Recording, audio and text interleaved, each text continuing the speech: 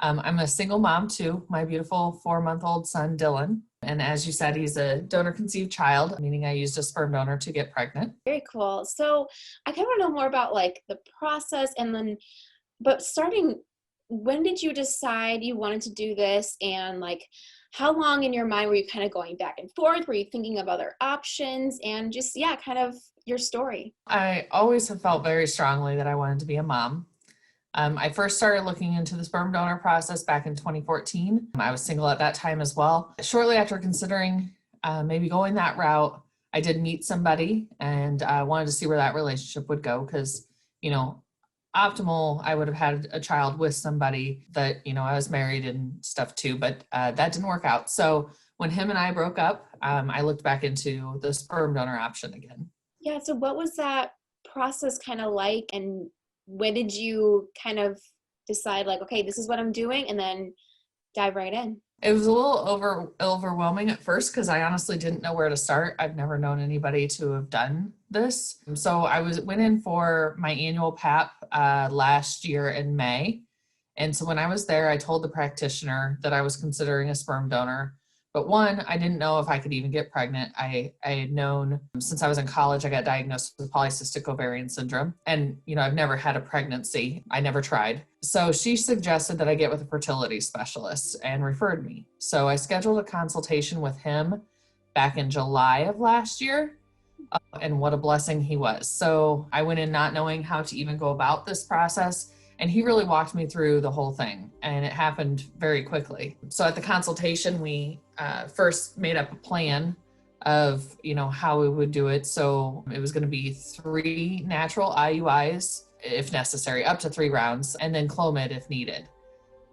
He also recommended an HSG to ensure there's no blockages in my fallopian tubes, and then offered genetic testing as well. So August was kind of my testing month.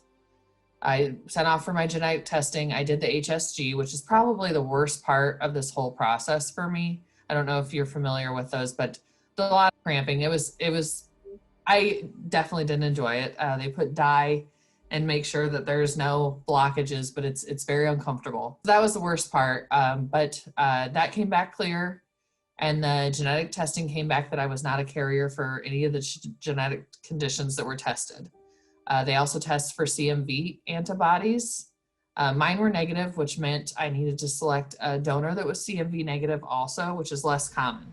So if I had been positive, a positive CMV person can select a negative or positive donor, so you have a bigger pool to select from. So that actually narrowed down my search a little bit when I was looking for a donor.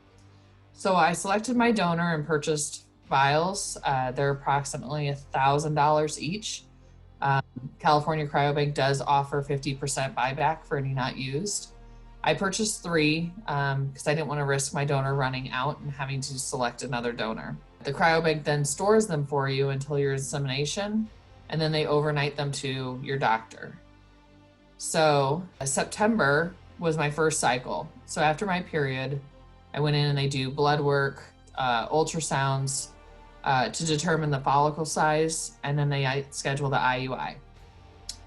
They give you a trigger shot to inject a couple days before the IUI, and then the cryobank ships the specimen, which a funny story with that, when I went in for the IUI, they said they have to defrost it. It's a small little vial that the nurse carries it around in her pocket for a half hour before the thing. So that, I bet, made me laugh. The actual IUI takes less than 30 seconds, and then you have to wait 2 weeks to take your pregnancy test. The first round didn't take, so I did a second cycle in October. So same thing, period, blood work, ultrasounds, trigger shot, IUI, wait 2 weeks.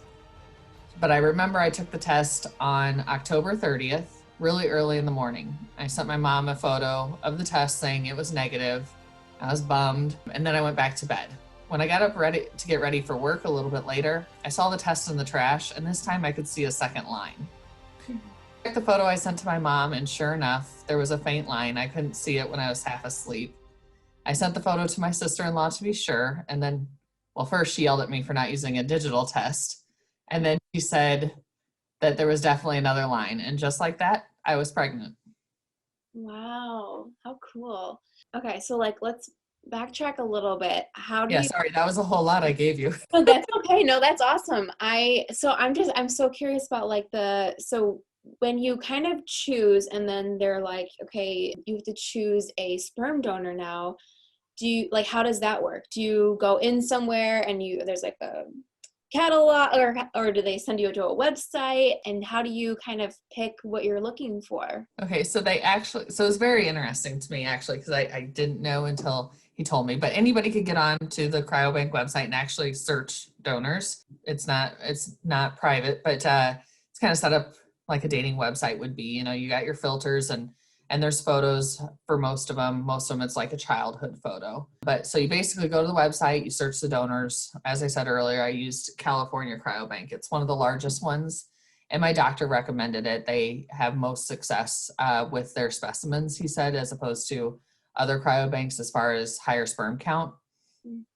So determining what traits were important was very difficult for me because, you know, nature versus nurture, does it matter?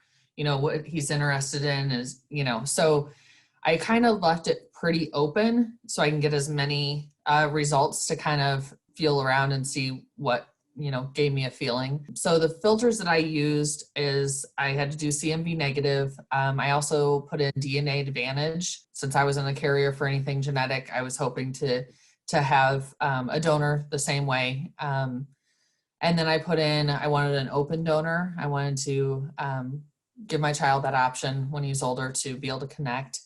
And then one with photos available. And then after that, I just read their profiles until I kind of had a feeling about one of them. I was actually surprised at how much information that they provide you about your donor. I have info on his family, you know, where they work, you know, his sister, his uncle, you know, what his grandpa did. I have childhood and adult photos of my donor.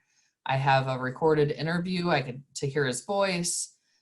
Pretty much get everything on them except for their name and where they live.